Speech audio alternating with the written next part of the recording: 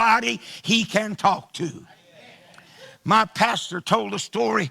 Amen. They done a bond issue to raise money to build church and to do all that. He said they borrowed $38,000. This was back several years ago, but it was a lot of money.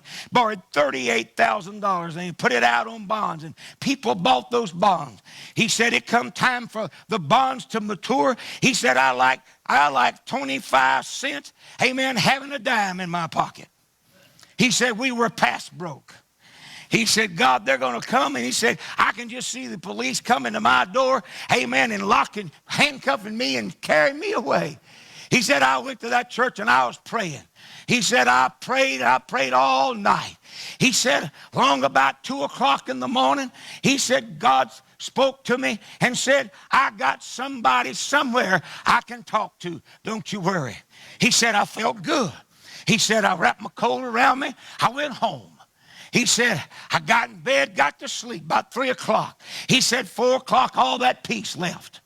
He said, I got up, took a shower. I went back to that church. I'm down there praying 5 o'clock in the morning. They have prayer at 5 every morning in the church. He said, I'm there praying. He said, about 7 o'clock, he said, when I got done praying, there was a lady sitting on that front pew, sitting there looking at me. He said, well, good morning, ma'am.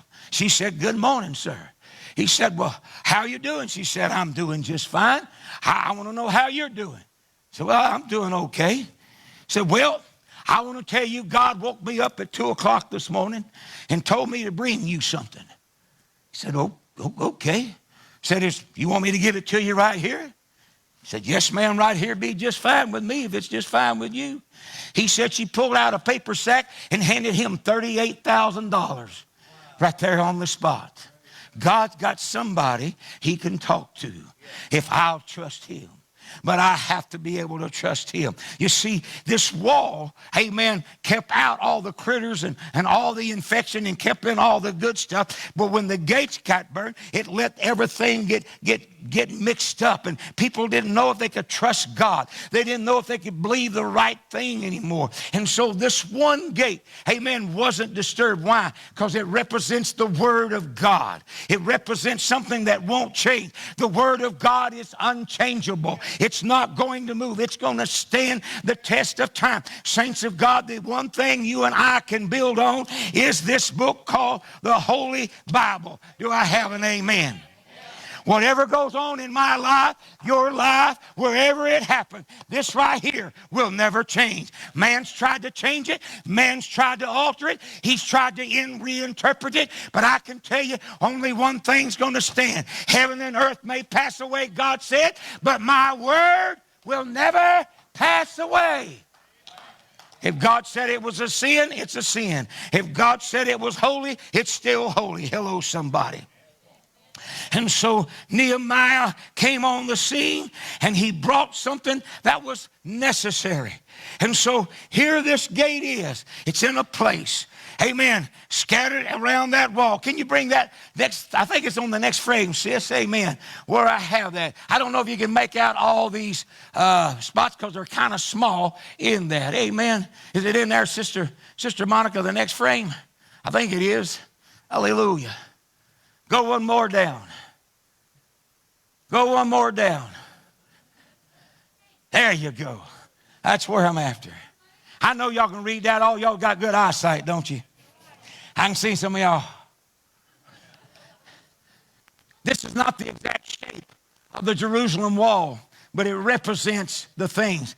It's a counterclockwise flow that we're dealing with. Sheep gate, it's up on about 12 o'clock here, and about 11 o'clock's the fish gate. About 10 o'clock's the old gate. Amen. About 9 or 8 o'clock's the valley gate. Amen. Down here, number 5. Amen. Along about 7 o'clock, that is the dung gate. Over here is the fountain gate. And then we come to the water gate, which is over on this side, and it's in a unique place where the wall is constructed. It's a place where things happen. The water gate's important. No repair is recorded in this. Nehemiah names it. And he put it, amen, in this place that there was nothing to be repaired here, nothing to be redone, because the wall had to be repaired around it, all the things there. And the reason why it matters is because God was going to make a statement in the midst of all this turmoil, in the midst of all this chaos. I want to tell you, in the midst of all the worst thing that goes on in your life, God's going to say something to you. He'll speak right in the middle of the quagmire, amen, you find yourself in. The morning, amen, our home burnt. Back when we were up in Harrison, Arkansas, that house burnt. Amen, it just was a tragedy, of course. 2 o'clock in the morning, remember it well. The ground's froze. Gonna get the water hose, try to put that fire. I got a water hose that big, got a fire bigger than I can stretch to. But I'm gonna try to put it out. Got a hold of that water hose, it's froze. Can't get a drop of water through it. I got an ice cream bucket, 5-quart bucket. I'm gonna try to do that. That's not going nowhere. Amen, in the midst of all that stuff. Amen, I don't know what I'm gonna do at this point. The neighbor, amen, is out there across the street. Amen, and they're oohing and ahhing, and they offered us, amen, their livelihood. They really did. But in the middle of all that, amen, God moved in and he said, I got something to say. And this is what he said. My mercy is new every morning. Oh. Oh. Got all my family out, brother. We had enough clothes to cover our body. Not much more than that, but we had that. Got them out. Got all that. Amen. Car in the garage, burning. Amen. Just all the stuff going away. Just had to watch it. Fire department couldn't do anything because the ground was froze. They got their roofs done caved in, all the stuff. Amen. And God come back, amen, on the scene. You see, if we're willing to hear what God's got to say, we'll hear him say some things. Do I have an amen? Help me, Lord. You see, he come back and he wasn't through after he told me his mercy was new every morning. He come back and he said to me, preacher, and this is how he said it, preacher, you've told the church that if I'm all they have, I'm all they need. I want to know, am I all you need? Boy, when God gives you a lesson, it's tough. Amen. What would y'all answer? I'm going to tell you what I answered. I don't want to talk about that, God. I'm telling you the truth. I'm giving you the God honest truth. Listen, folks, I didn't come in here wearing a halo. I come in here and wearing a get-go. Got to get up and get going. Amen? And so God, with his grace, put this in the scripture for you and I, where this particular gate became something of massive importance. Amen. This gate became a pulpit as time began to unfold. If you've read the book of Ezra, this is where Ezra preached his sermon, his message to return back to God was at this gate. This was the place that it took place in. It was at this spot. And God set it up for his word to be read. They read it. They started, amen, at 9 o'clock in the morning. They read it until noon that day. They read the word of God. That's all he did. He didn't preach it. He didn't example it. He just read the word of God. And the Bible began to unfold. As you read this, things begin to emerge. As he read from the book of the law, amen, the Bible said they began to weep. They began to understand where they missed God. You wonder, amen, where things are in your life, why things are. Read this book, amen. If you don't find it in chapter 1, go to chapter 2. If you don't find it in 2, amen, go to 3. If you don't find it in one book, go to the next book. I'm telling you, the answer is inside that book to every question any human is ever going to have. And I learned as a vessel, as a minister, there's some things that I cannot, amen, overcome until I get a hold of the word of God. Watch this. Psalms chapter 118, 19. Open to me the gates of righteousness. And I will go into them, and I will praise the Lord. Open to me the gates of righteousness. I want to be in right standing with God. What does that mean? When calamity, difficulty, or trial emerges in my life, I want to be standing in the right place. I don't understand why this is going on. I don't know what the culprit of this thing is, but I know this one thing. I know in whom I have believed, and I am persuaded he will keep me till the day of our meeting face to face. I serve the living God. Can you shout hallelujah, amen? 1:18-20 says, the gate of the Lord. This is the gate of the Lord. This is the gate of the Lord into which the righteous shall enter. I don't get in by my own accord. I get in by God's provision. Can you say amen? The water gate represents the word of the living God. Psalms 100 verse 4, we quote it all the time. I will enter his, with what? Not demands, not a plan, not a process. I enter his gates with from down in my soul. I want to be thankful, amen, toward the Lord for all the things. Amen. Be thankful and bless his name. You and I find ourselves confronted with situations that we don't know how to get through, get over, get past. But I'm going to tell you, God will walk us through it a step at a time. I may not can see what's just ahead. It's like driving a car at night with headlights on 10. I can't see far, but I know this one thing. Keep going on the road I'm on till another sign pops up and tells me something different. God will navigate you. He'll navigate me in the scope of life. When challenges come, this water gate stands for the Word of God, and the Word of God needs no repair. It needs no monkeying with. No ma'am, no sir. Ephesians 5 says, cleanse us by the washing of water by the word. He shows me the comparison. He gives me that illustration so that I can gain ground and be able to survive. Amen, this life. Amen. How many members remember, amen, in the book of John, chapter number 2, Jesus went to a wedding and they run out of wine. Amen. And they come, Jesus' mama comes, hey, they run out. He said, what have I got to do with you, lady? He wasn't being disrespectful. He was laying things down. And she told the servants, do whatever he says. Watch what he said. He said, fill the water pots with what? Water. Does anybody remember how many water pots there was there?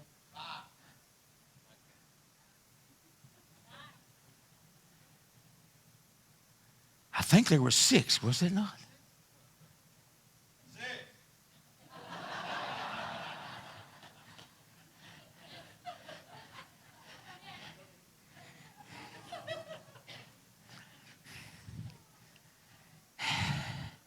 Okay, let's fix it right now.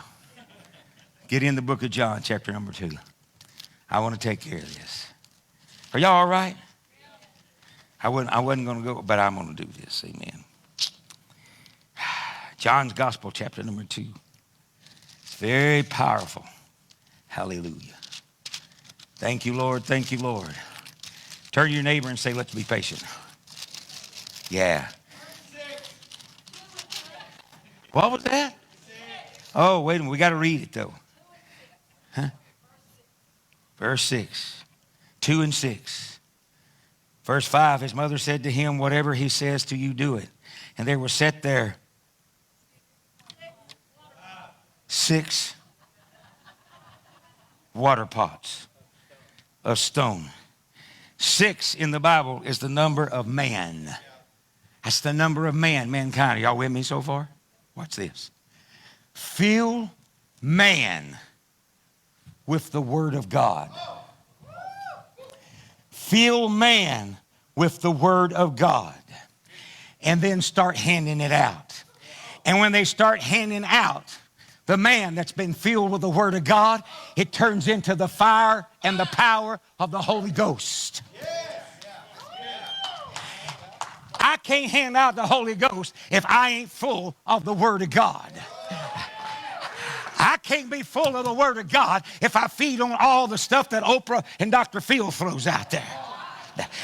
But I can be filled with the Word of God if I turn that on, go to sleep with it at night, wake up with it in the morning, read it through the day, digest it every step I go. I can get filled with the Word of God so that when I meet a person who is in a down and out situation, in a desperate dilemma, I have something, amen, from my water pot. And when it comes out my mouth, it turns into Holy Ghost power. Hallelujah. Hallelujah. Hallelujah. And God set us up. Amen. The Watergate. Amen. That stands for the Word. That's where I get and I drink in the Word of God. I absorb it. I get it in. I read it. I read it. Somebody said, oh, you're just a Bible thumper. My God, I hope I'm not that low. I do more than thump that book, brother. I digest that book. I absorb that book. Amen. I live by this book. Are y'all hearing this, preacher? Amen. I encourage you. Amen. Read that book. Amen. Some people used to read Reader Digest. It's not that no more. Now we got, amen. Now we got something stronger than Reader Digest. How many of you here got a cell phone? Ooh. Brother John, you're going to preach that message, brother. He shared some stuff the other night that was powerful truths. Physical gates. The Watergate was a defensive fortified entrance leading from a castle or a town wall directly to the body of water so they would have transport. And what does it teach us? Watch this. A couple of things I want to get to you. The Watergate teaches me restoration is not always on even ground. And this is very hard for us humans to get a hold. Well, you did it for them, you'll do it for me. I know we sing that song, what he done for one, he'll do for two. It's not necessarily true. What do you mean? Because I'm different than you. How many in here have more than one child that you have birthed and parented? Can I see a hand? Thank you. Put that hand down. How many of you that have more than one child will tell me that any two of those child are exactly alike? Any hand? Oh, you mean they're not? Well, if they're not alike, they want you to treat them exactly the way you treated. Yeah. Huh? How many parents know you cannot treat your kids equal and be fair?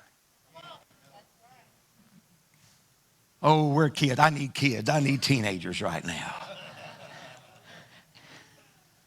No, just because you do it one. No, why? Why? Because temperament, mentalities, understanding, all these things are different. And the way we process things, our kids need different measures of love out of our life for different things.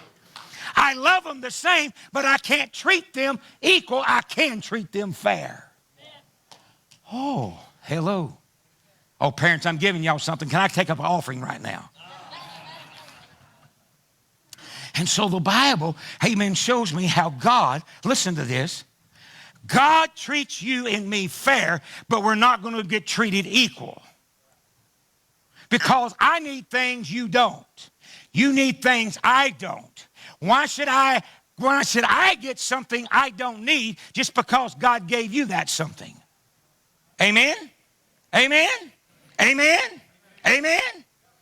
I want you to get that right understanding. Restoration is not always on even ground. There are some things that arise, amen, that requires more at the moment and the time than arise at other times in our walk in our life with God. So when you see somebody getting a blessing, somebody's getting something that, oh, I wish I had that. God, you did it for them. Why don't you do it for me? Because you haven't walked where that person's walked. You haven't been through the things that person has been through. Hello, somebody. Paul got some things that other people didn't get. You know why? Because of the character that he was. Jeremiah got some things nobody else got because he was put in prison. Give me a prison convert, buddy, and I'll show you somebody that'll set the world on fire. Now, you don't have to go to jail to be one, but it sure does enhance your ability to think. I've never been in jail except to visit people that are there. But I've dealt with some, and it's pretty incredible. It's terrible that they have to go. But it's awesome that you can learn no matter where you are. Do I hear an amen? Hallelujah.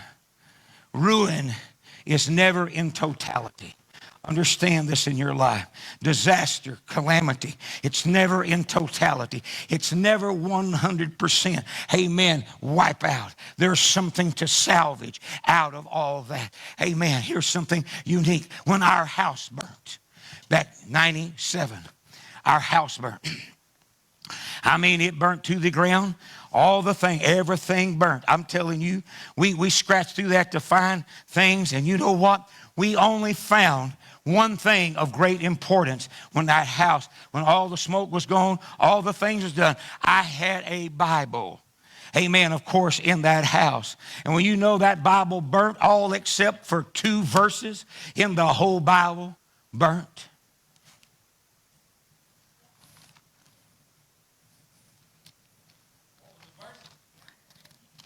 Y'all don't want to know the verses. Brother Gerald, you're an exception to the rule.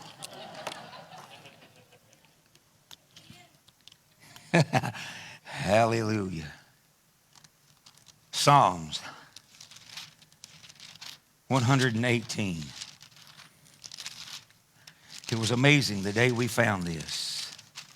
I'm telling you, God can talk in the middle, and there's things of value that comes out of the middle of calamity, in the middle of difficulty. Do I hear an amen?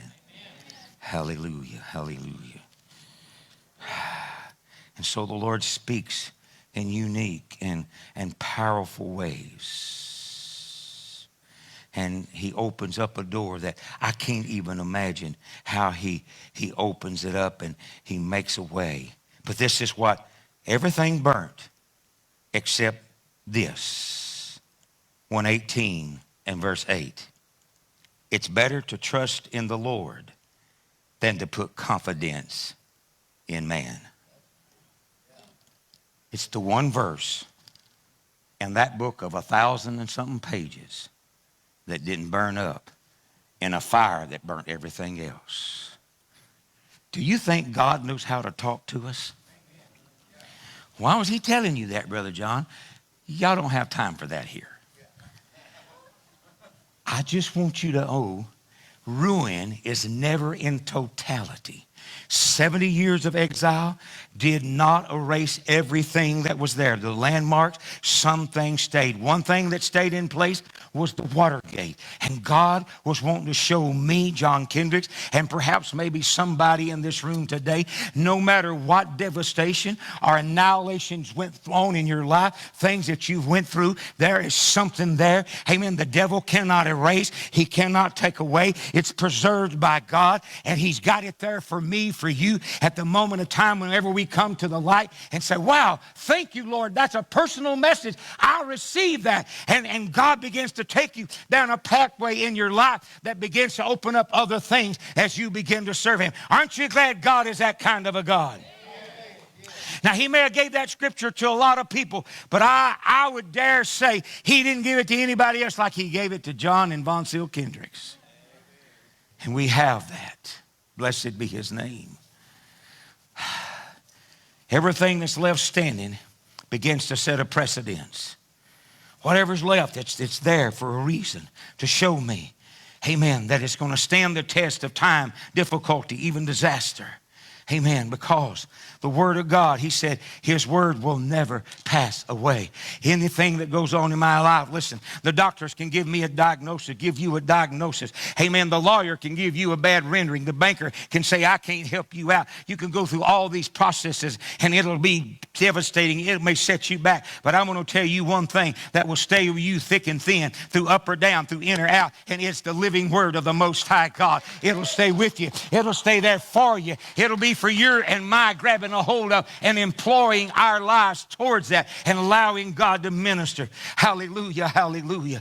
If you remember in the Bible, in the book of Genesis, the Bible said all of creation was submerged in water. Behold, darkness was on the face of the deep. That was water. That was water. The word of God, amen, was there. But Satan, amen, had an encapsulation. But then the word of God began to emerge and God said, light be, and light light sprung up. How did it do that? The Word began to produce light. The Word began to produce things. And the Word is always producing. And it's by His Spirit. Everybody, would you say, by His Spirit?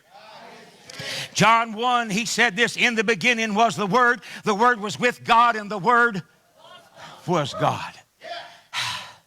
I'm going to tell you, you can't beat a man or a woman up that knows that book.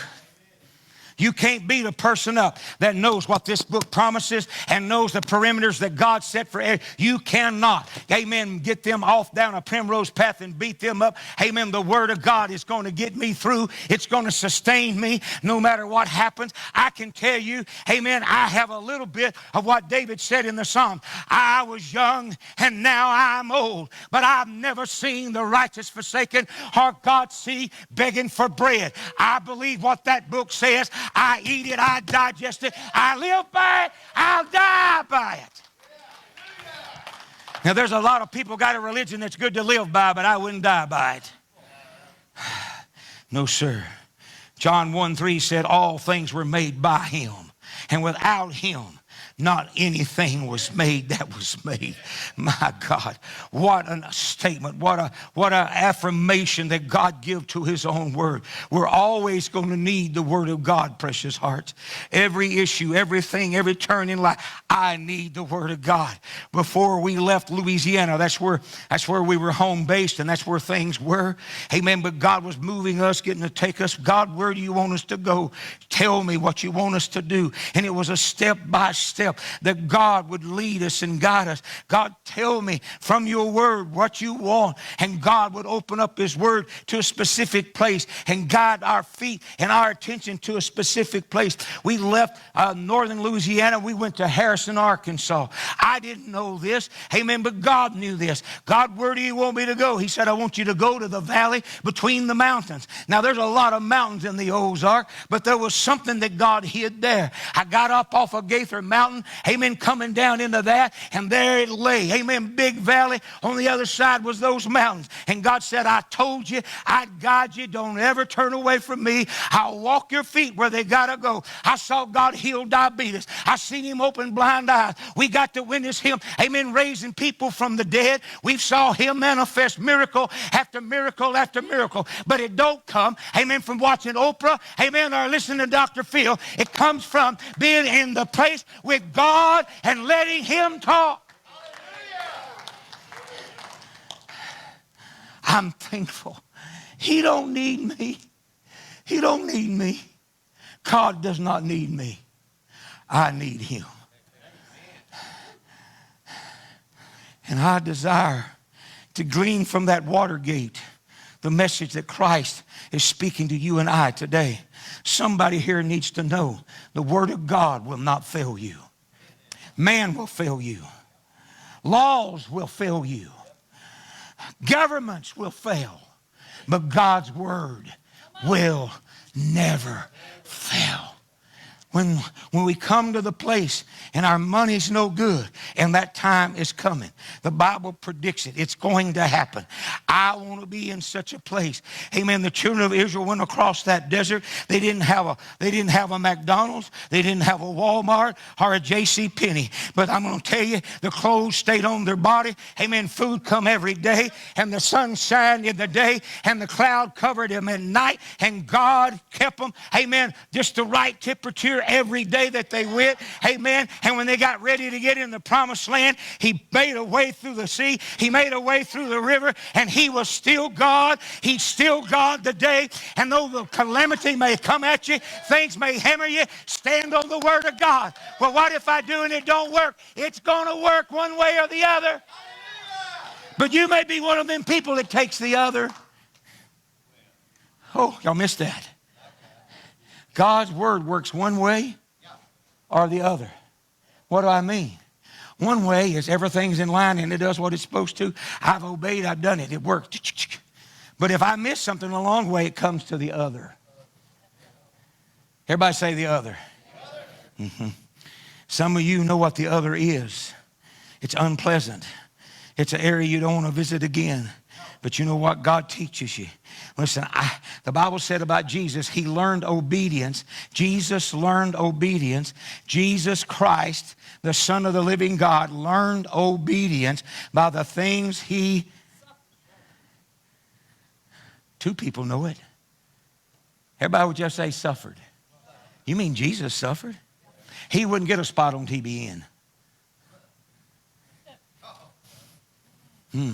We don't want people up here talking about their sob, sad stories. We only want the good stuff. Where you got blessed, you gave $5 and got 5,000 back. That's the testimony we want. And put your offering on the credit card. Oh my God, help me out, Jesus. Let me get